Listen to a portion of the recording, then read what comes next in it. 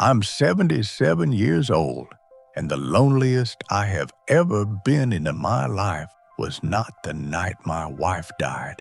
It was not the first Christmas after. It was not the long Sunday afternoons when the house went so quiet I could hear the refrigerator hum from 3 rooms away. The loneliest I have ever been was sitting on my own couch in my own living room next to a woman who was trying very hard to love me, and I didn't have the courage to tell her it wasn't working. So I just sat there, smiled when she laughed, nodded when she talked, and felt myself disappearing, one quiet evening at a time. My name is Bill.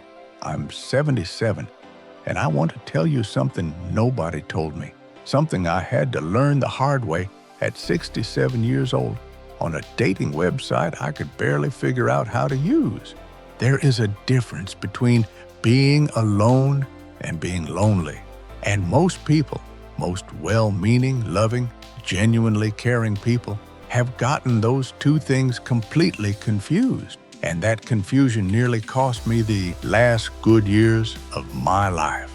Here is what nobody told me. Listen carefully. My wife Helen passed away when I was 61. Stroke. She was out in the yard, pulling weeds along the fence line the way she did every Saturday morning. I was inside making sandwiches, turkey on rye, the way she liked it, light on the mustard. I called out to ask if she wanted iced tea. No answer. I called again. Still nothing. And something in my chest went cold before I even got to the back door. 1 minute, she was gardening. The next, she was gone. Those first 2 years, I won't lie to you, they were the darkest of my life. The bed was too big. The table had too many chairs. I'd find myself setting 2 coffee cups out of pure habit, then standing there in the kitchen at 6 in the morning, looking at the extra cup, not quite sure what to do with it.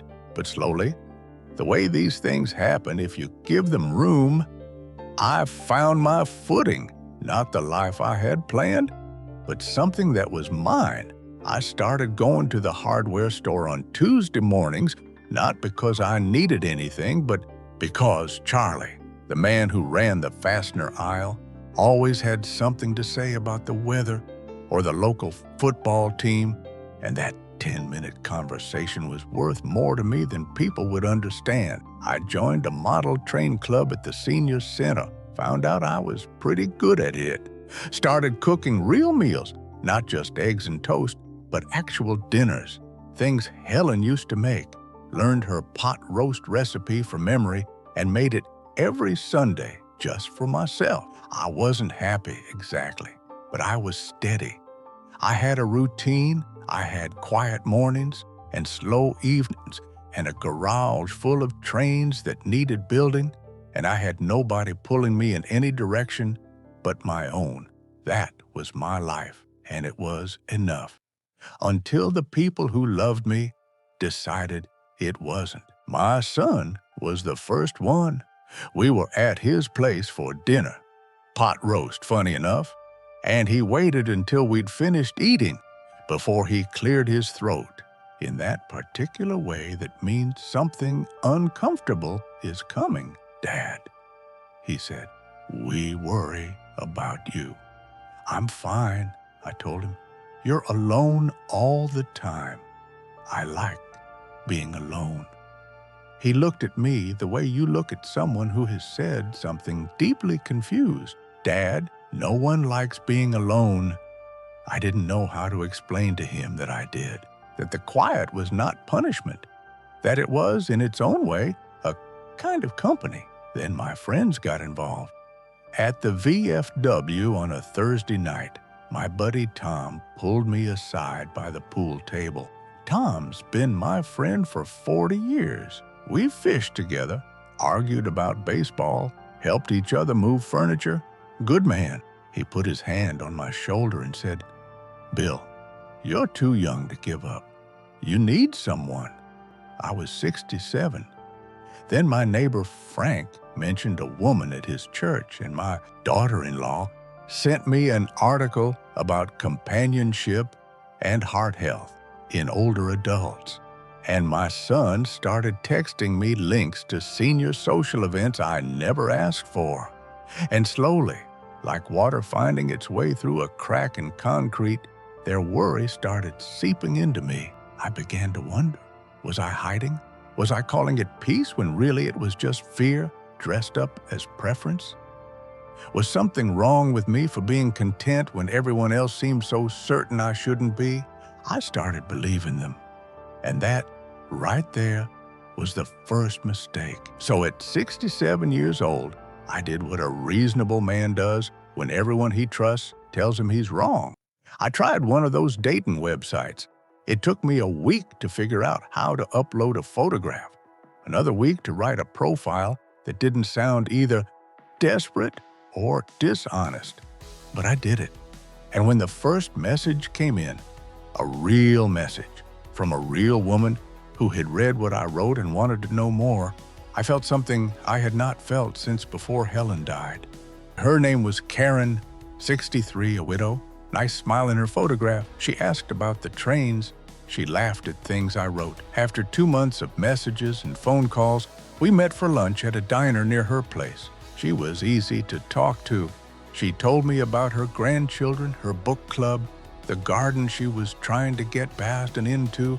After 4 years of neglect, driving home that afternoon, I thought, maybe everyone was right. Maybe this could work. And that right there was the second mistake. The first few months were fine. Better than fine some days. We had dinner once or twice a week, went to matinee movies. Karen liked that they were cheaper in the afternoons, which I respected. Took walks when the weather cooperated. It felt normal, comfortable, like maybe I'd been wrong to think I was better off on my own. Then the phone calls started, a call in the morning, just checking in, a call at lunch, a call before bed. At first I thought, this is what couples do. This is how people stay connected. I can do this.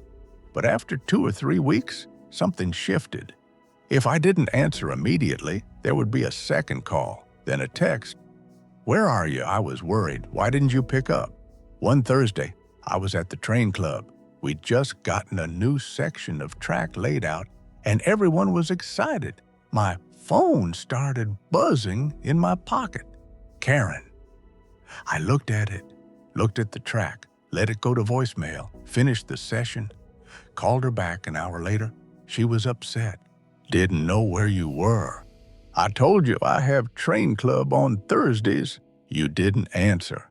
I felt this weight settle into my chest, this guilty pressure, like I'd done something wrong by spending an hour with my friends without providing a full accounting of my whereabouts.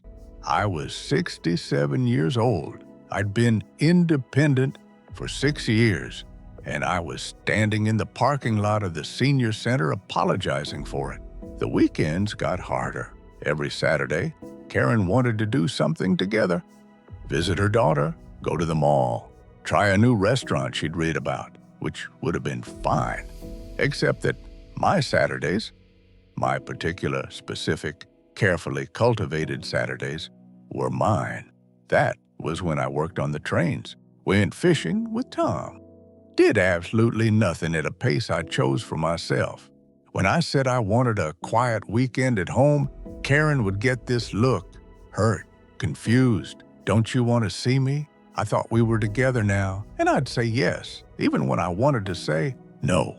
Because what kind of man disappoints someone who just wants to spend time with him? Here's something nobody talks about. When you're 67 and you start dating again, there's this unspoken assumption that you should be grateful, like you won some kind of lottery. Like the appropriate response to any inconvenience or exhaustion or conflict is to remember how lucky you are.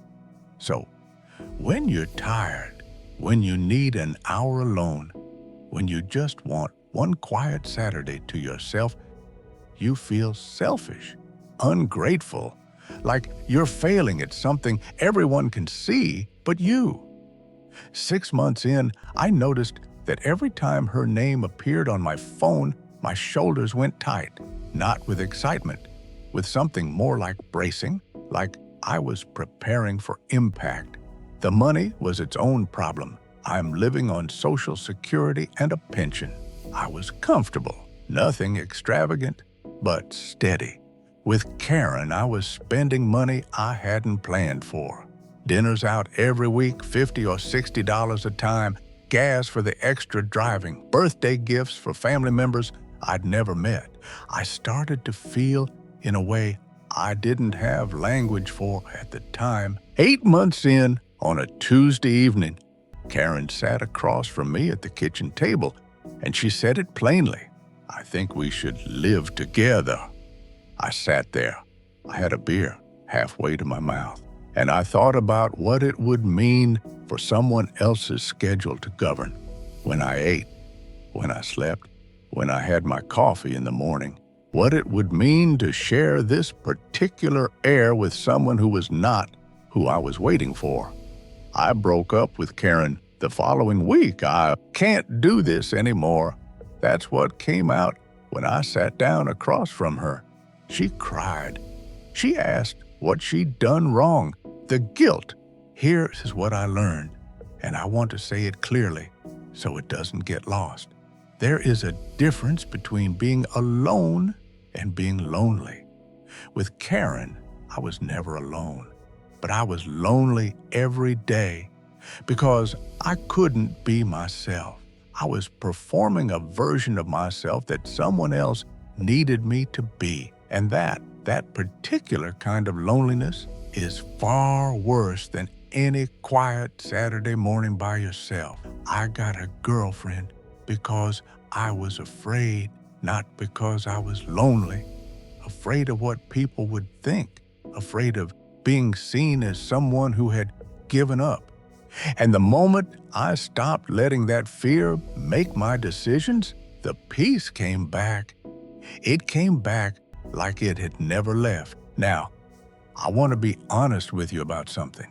I'm not saying relationships are bad. I'm not saying companionship is wrong or that everyone who finds love after 60 is making a mistake.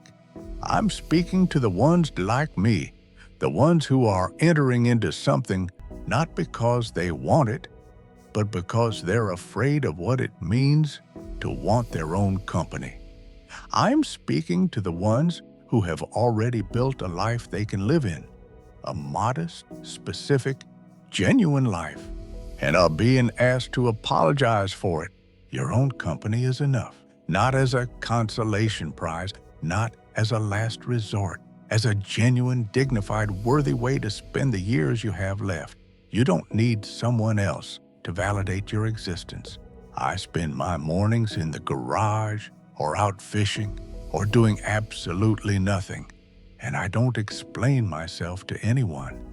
If you're alone right now, and the people who love you are telling you that something is wrong with you for it, you're allowed to disagree with them, even kindly, even gratefully. Peace is not a luxury at this age. It is not an indulgence. At 77 years old, it is survival. I'm Bill. I'm 77. I live alone. I fish on Saturdays with Tom.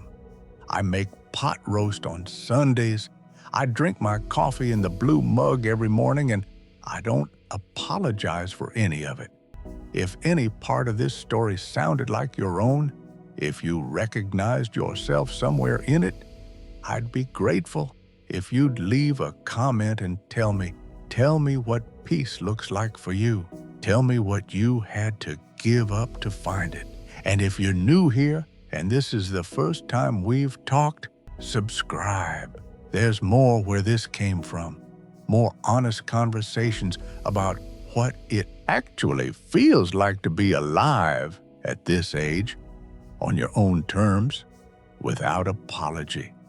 Take care of yourself. That's not selfish. That's the whole point.